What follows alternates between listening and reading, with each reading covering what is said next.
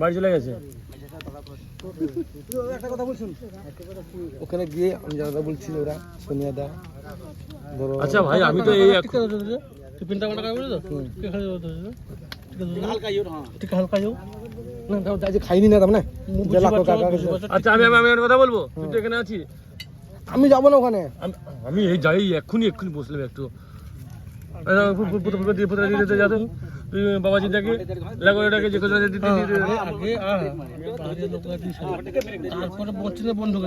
বন্ধু তো না, বন্ধুজন আসেনি, শুধু এগুলো বাইরের লোকজন এসছে, বন্ধুজন খাওয়া দাওয়া হচ্ছে, ওখানে রান্না বান্না হচ্ছে।